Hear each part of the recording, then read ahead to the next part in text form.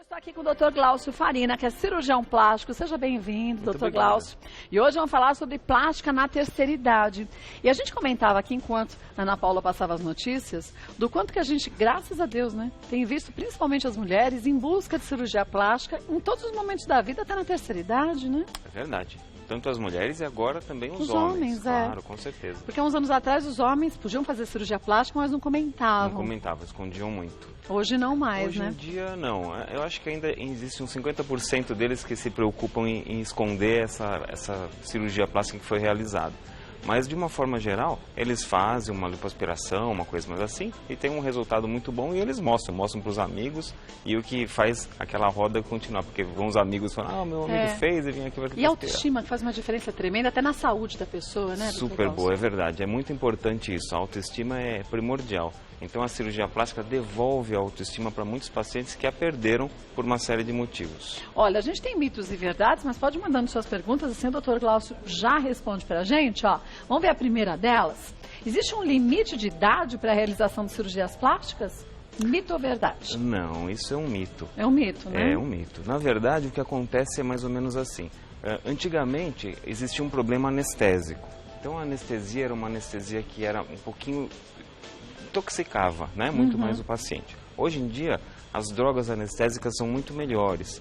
A meia-vida de uma droga anestésica hoje em dia é de 15 minutos. Então, se você não fizer anestesia novamente, esse paciente acorda. Antigamente, não. Você fazia anestesia e esse paciente ficava dormindo, né, em plano anestésico por 2 ou 3 horas. Agora você consegue dosar de 15 em 15 minutos. Exatamente. Então, o que você tem de melhor? Você tem, a cirurgia pode ser realizada com o paciente numa idade mais avançada, com uma segurança bem maior. Agora, tem que checar os exames. Aí depende também da idade, a pessoa tem que estar saudável para essa cirurgia, né? Com certeza. Então, antes de mais nada, antes de a paciente ser submetida a uma cirurgia, ela vai ter que fazer os exames pré-operatórios todos direitinho e a gente ainda encaminha para um cardiologista e para um clínico geral ou geriatra, se for o caso. Muito bem, vamos ver mais um? A anestesia geral pode ser um risco para a terceira idade. É aquilo que nós estávamos comentando, isso é uma verdade. Então, a anestesia geral ela é sempre um risco. Toda cirurgia incumbe num risco, né? E a anestesia também. Então, você tem uma somatória de dois fatores, a cirurgia e a anestesia. Então, o que a gente faz? Faz essas avaliações pré-operatórias direitinho e a anestesia a gente utiliza de uma forma que o paciente seja sedado ou fique dormindo ou entre em plano anestésico pelo mínimo de tempo possível. E não mais como antigamente, que se dava um anestésico de 1 hora. De 1 hora, 2 horas, se fizesse uma cirurgia de 30 minutos, o paciente ficava dormindo e vinha acordar depois de muito tempo. Né? Mas isso acontecia não só com quem tinha mais idade, mas com qualquer pessoa que fazia qualquer procedimento cirúrgico, exatamente. Né? E hoje em dia a coisa modificou bastante. Vamos ver mais um? Em pessoas idosas, o resultado da cirurgia demora mais para aparecer. É uma verdade. O que acontece? Quando a pessoa é idosa, ela tem uma dificuldade de vascularização, é a primeira coisa. E a segunda é a drenagem linfática que fica um pouquinho comprometida. Então, aquele roxinho que fica na cirurgia, que todo mundo chama de hematoma, que na verdade é uma equimose, né? Então, quando a pessoa fez uma cirurgia, aquele roxinho, numa pessoa de idade, demora muito mais para ser absorvido. E a mesma coisa acontece com o edema. Então, o edema, o que acontece? O edema fica restrito naquela situação e naquele local que foi feita a cirurgia e com o tempo ele vai sendo absorvido. Então, num paciente jovem, absorve em 1 semana, 10 dias. Numa paciente de mais idade, talvez em 20 dias a 1 mês. Agora, lembrar, e a gente comentava aqui também, eu e o doutor, enquanto a Ana Paula falava aqui das notícias, que uma mulher, um homem de 60 a 70 anos, hoje, é muito diferente de 10 anos atrás, homens e mulheres nessa mesma faixa etária. Com certeza, com certeza. O cuidado com a saúde de uma forma geral é completamente outra, né? É verdade. O que eu coloco sempre, e é uma situação que a gente vê no consultório que talvez nem todo mundo consiga enxergar, é assim.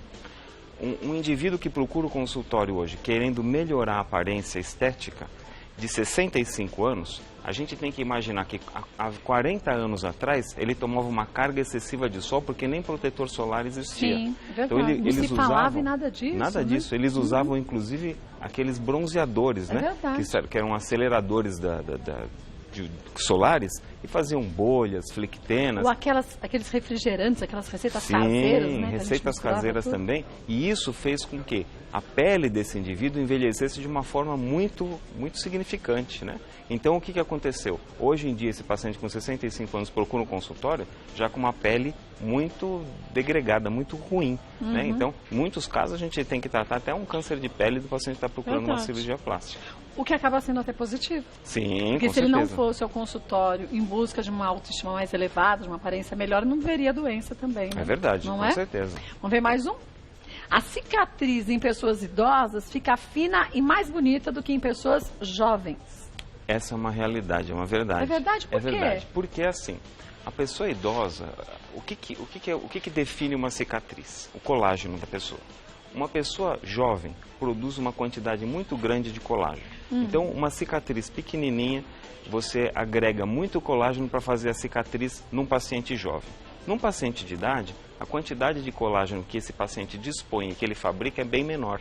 Então, deixa a cicatriz com um aspecto estético muito bonito, em detrimento ao jovem, né? Então, a cicatriz fica bonitinha, fininha, quase que não aparece nada. E no paciente jovem, realmente fica um cordão mais avermelhado e mais grosso. Agora, gente, cicatriz, onde corta faz cicatriz. Com certeza. Quer dizer, por mais fina que fique, ainda fica uma cicatriz Sempre vai ter uma aparente, cicatriz. né? Mas na pessoa de idade a gente consegue dissimular muito bem a cicatriz. Então, rugas, ritidoplastia numa pessoa de idade, a cicatriz fica bem pouco perceptível. Olha, que legal. Vamos ver mais uma? O processo pós-cirúrgico depende muito da saúde do paciente idoso e pode variar em cada caso. Corretíssimo, isso é uma verdade. Né? Então, assim, sempre que você vai fazer uma cirurgia, e não só o processo pós-cirúrgico, a cirurgia em si, né, depende muito da saúde do paciente. Então, você tem que ter todos os exames, ponderar todas as situações, fazer um eletro, encaminhar para o cardiologista e tudo, para ver se esse paciente tem condição de ser submetido à cirurgia, e uma vez que essa cirurgia tenha sido realizada, esse paciente vai ter uma recuperação do jeito que a gente espera. E acompanhar também no pós-operatório, é muito importante. Agora, é importante que caso esse paciente tenha hipertensão, diabetes, que as doenças estejam todas controladas, né? Com certeza. A gente nunca vai colocar um paciente numa mesa de cirurgia se tiver um descontrole da pressão alta ou tiver um descontrole da diabetes, principalmente da diabetes, porque daí a cicatriz pode ficar comprometida. Tem muitas dúvidas aqui chegando, vamos ver a primeira delas? Maria Aparecida, tenho 60 anos e tive complicações no coração. Posso me submeter a um lifting no rosto? Ela pode. O lifting do rosto, só para deixar a coisa mais clara, é assim, você vai fazer uma suspensão de toda a parte do rosto e algumas vezes você entra também em parte do pescoço. Né? 60 anos, ela poderia fazer tranquilamente. Se ela teve complicações no coração, a gente vai encaminhá-la para o cardiologista dela. O cardiologista vai fazer um exame, tudo certinho, muito apurado, e ver o que ela pode fazer. Algumas vezes o cardiologista fala, não, ela não pode ser submetida a uma anestesia geral.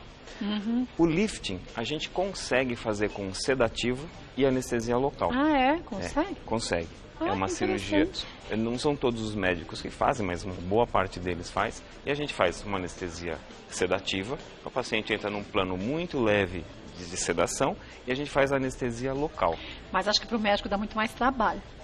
Porque você tem que monitorar com uma precisão muito maior, né? Sim, o anestesista faz isso em sala. Mas quer dizer, a equipe médica tem que ser... Toda, e o paciente... Mas normalmente, se a gente sente que a paciente colabora, ela tem um perfil de que possa fazer essa anestesia, seja uma paciente tranquila... Isso é ótimo. Sim, é ótimo. Porque somos seres individuais, né? Diferentes. Claro. Então aí a gente consegue orientar e indicar esse tipo de anestesia para essa paciente. Por exemplo, ela poderia fazer essa cirurgia se o cardiologista dela falasse, não, com anestesia geral ela não pode operar. Então, Maria Aparecida, vá a um cirurgião plástico e depois siga direitinho o que ele determinar. Bom lembrar, gente, que a gente fala muito aqui na operação, mas o pré-operatório é importante, mas o pós-operatório é primordial, porque desse depende 99% só da gente, né? Com certeza. Em seguir direitinho a orientação médica. Perfeitamente. Vamos ver mais um? Tereza, tenho 66 anos e sempre quis fazer abdominoplastia. Minhas filhas não entendem essa minha vontade e dizem que agora não tenho mais idade. Apesar de eu ter feito alguns procedimentos estéticos quando era mais nova. Posso fazer essa cirurgia ou não é indicada? Então, voltamos sempre à mesma questão, mas assim, 66 anos, pela idade, ela pode fazer isso tranquilamente. Não tem problema, né? Há um tempo atrás, realmente, deixava essa cirurgia proscrita, não, 66, não. Hoje em dia você faz essa cirurgia tranquilamente. 66 anos, a paciente tem toda a condição de fazer uma cirurgia. E olha, eu vou dizer uma coisa, você que é filho da Tereza, deixa a tua mãe ficar com a autoestima lá em cima, gente. É verdade. Não é? E eu vou falar, olha, eu faço academia. Tem uma senhora de 72 anos que faz aula comigo e faz muito melhor do que eu, que tenho 47, melhor do que outras que têm 20. Então, é uma grande bobagem a gente achar que a idade hoje é um limite, seja para ficar bonito, para conseguir fazer exercício físico, para ter saúde. Tem que buscar sempre o melhor para claro, você, né? É verdade, com certeza. Então, meninas, deixa tua mãe fazer a cirurgia que quiser, né? Tem que se cuidar. É tão bom, ela podia estar em casa deprimida, quer ficar bonita, não é? E hoje em dia, paciente de 66 anos, é normal ter namorado, namorada por aí, não é? É verdade, concordo plenamente. Beijo pra você, Tereza. Vai fundo, conversa com o médico. Vamos ver mais uma. Iraci. Sou hipertensa e tenho diabetes. Gostaria de fazer cirurgia para aumentar meus seios, mas tenho medo por causa das minhas condições de saúde. Posso fazer mesmo assim? Existem exames específicos para pessoas acima dos 60? Eu vou responder de trás para frente. Não existe nenhum exame específico para quem uma paciente de mais idade venha fazer uma cirurgia. Isso, infelizmente, não tem. Então, as avaliações são as mesmas para todos os pacientes. Mas, mesmo ela sendo hipertensa e tendo essa diabetes controlada, ela pode fazer a cirurgia, né? Tranquilamente. Sim. O risco de ter um problema na prótese pode ser o mesmo de qualquer outra mulher mais nova também, né? Sim, é o mesmo risco. Então, não é porque tem diabetes ou hipertensão que tem que ser... Assim, pode fazer a cirurgia, não tem que pensar em não fazer por causa da diabetes e hipertensão, nenhum problema. Agora, só bom lembrar que muitas vezes a gente pensa em colocar a prótese, mas tem todo um processo antes, deve ser feito de levantar a mama, tirar excesso de pele, né? Algumas vezes é necessário, nem sempre, mas algumas vezes a paciente tem um excesso de pele, já tem uma ptose da mama, então, apesar de você colocar a prótese, você tem que fazer a apexia mamária, levantar o mamilo, senão fica uma mama muito feia, com os mamilos olhando para baixo. Fica caída e exatamente, a prótese embaixo, né? Exatamente, não faz sentido, fica feio, né? Normalmente feio, não né? deve. Mas uma cirurgia bem tranquila também essa, A prótese de mama, quando é só colocar a prótese para fazer um aumento do volume, é uma cirurgia absolutamente tranquila.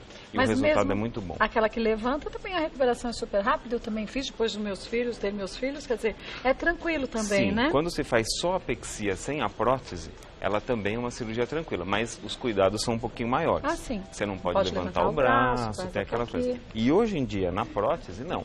A gente já fala para o paciente movimentar o braço com uma Porque já ajuda, né? Porque já ajuda toda a drenagem linfática também. E a drenagem linfática, hoje em dia, é proscrita. Não se deve fazer drenagem linfática numa paciente que colocou prótese de mama. Ah, não se pode? Antigamente se falava para fazer, né? Antigamente se falava porque a prótese era desse tipo. Eram próteses lisas. É verdade, essa é uma prótese assim, bem né? antiga. Então você vê a diferença da consistência entre uma e outra. Você vê que ela tem molinha, né? Bem mole. E essa aqui vazava até um pouquinho de silicone.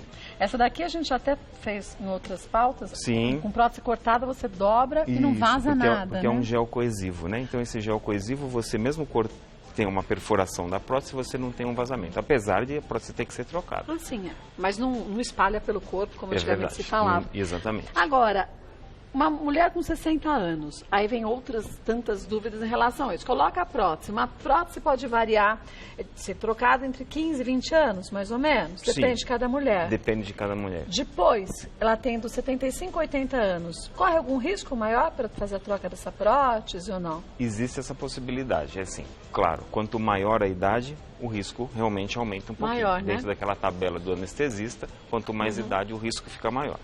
Mas o que acontece? Se por uma eventualidade essa prótese tiver que ser retirada, então, antes de mais nada, eles preconizam que de 10 anos essa prótese seja trocada. Hoje em dia a gente não faz mais isso tão religiosamente. A gente pede um exame, uma tomografia ou uma ressonância magnética do tórax. Com isso a gente vê se existe algum vazamento de silicone dessa prótese. Algum desgaste dessa prótese. Ou algum descoste, uma dobradura da prótese, né? Se ela está vazando realmente um blooding de silicone. Então o que a gente faz? Aí troca essa prótese. Mas se a prótese tiver que ser retirada, mesmo a paciente que seja muito assim, vamos dizer que seja caquética, tenha algum problema na cirurgia, Para retirar a prótese, a anestesia pode ser local e é uma cirurgia também, né? muito simples. É muito fácil, Então né? você não tem que entrar num plano de anestesia geral para retirar a prótese. Não para trocar, mas Sim, para pra retirar, ela pode ser retirada. Então uma paciente que já chegou em 70 e tantos anos e não tem condições clínicas de uma cirurgia grande, e a prótese está fazendo mal, vai estar dando uma mastite, a mão está ficando avermelhada, faz-se a cirurgia com anestesia local e retira-se essa prótese. Sim. Sem danos à saúde. Sem danos à saúde. Bom. Aproveita, Iraci. Vamos ver mais uma? Yara, tenho as pálpebras muito flácidas que até dificultam a visão. Qual cirurgia ou procedimento posso fazer? Queria eliminar algumas rugas e pés de galinha também. Vou ficar com o rosto muito repuxado? Tenho 70 anos recém-completados. Sim. Não tem problema algum. Não, né? Não. Ela pode, apesar dos 70 anos, aquilo que eu estava falando, se por acaso ela tiver uma restrição anestésica, ela vai fazer com anestesia local e um sedativo. Sem problemas, né? E o que é interessante? Antigamente, a cirurgia de rugas de face, ela era menos complexa um pouquinho. O que se fazia? Descolava-se a pele, tracionava-se essa pele, reposicionava e prendia a pele. Hoje em dia, a gente atinge um sistema músculo-aponeurótico mais profundo, que chama esmasplatisma. Então a gente trata o pescoço fazendo plicatura, fazendo pontos no músculo. E a mesma coisa na face. Que interessante. Então a gente descola a pele, chega na musculatura, descola o músculo e faz umas plicaturas no músculo. É como se você levantasse o músculo e prendesse em outros locais. Corretíssimo. A gente levanta a musculatura e depois faz um reposicionamento da pele. Então, hoje em dia é muito difícil de você ter esse repuxamento que ela fala, aspecto, que fica, né? esse estigma de que fez a cirurgia e fica repuxada a pele. A gente chamava de cara de plástica. Exatamente. Você via as pessoas falar, esse tem cara de plástico, esse tem cara... Porque fica tudo muito esticado. Isso, então... Você tem que ficar mais jovem para a sua idade, Com né? certeza. Então, reposicionando a musculatura, fica uma situação que você vê um resultado cirúrgico muito bom, sem ter aquele estigma e sem ter aquela atração exagerada. E uma vez que você reposicionou o músculo e costurou ele em um local um pouco mais elevado, ele demora muito mais para cair também, né? Também a flacidez também demora muito mais a chegar, né? Correto, então. Então, o resultado é mais duradouro e fica muito melhor. Que ótimo. Vocês veem, como a gente fala que a medicina avança, mas avança muito mais rápido do que a gente imagina em tratamentos estéticos e também para a saúde, a gente não se dá conta. É verdade. É tão complexo que é esse assunto, né, doutor? Sim. Olha, doutor Glaucio, claro que volta mais vezes ao programa, mas se você quiser sugerir algum tema, fique à vontade. Vou te passar os contatos, doutor Glaucio Farina. Lembre-se, cirurgia plástica é coisa séria. Faça com médicos, membros da Sociedade Brasileira de Cirurgia Plástica, não tenha vergonha. Pega o CRM do médico, joga no site, checa direitinho. É a vida da gente que a gente está entregando nas mãos de um médico, né, doutor? Com certeza. Pesquise isso e a sociedade já dispõe disso para que isso seja feito. A gente faz pela internet, facinho. E eu faço isso e a gente tem que fazer. Eu faço isso porque às vezes fala assim, mas vocês conhecem tantas pessoas, mas tem que fazer. Quando a gente escolhe um médico para cuidar da gente, tem que ter uma parceria muito grande. Essa parceria só acontece quando você acredita no trabalho e você tem certeza da capacidade desse médico. Então, para dar certo qualquer procedimento até estético, seja prudente. Alguém está cobrando muito barato uma cirurgia que outros cobram de outra forma? Desconfie. É verdade. Não é verdade? Tenha esse cuidado, verifique. Tem que tomar cuidado mesmo. Olha, o site do Dr. Glaucio Farina, que é cirurgião plástico, é o www.glauciofarina.com.br, o e-mail doutor@glauciofarina.com.br. E vá atrás de ficar bonita com a autoestima elevada, que é isso que dá saúde pra gente também, né? Obrigada mais uma vez. Eu agradeço a você, Kátia. Participar.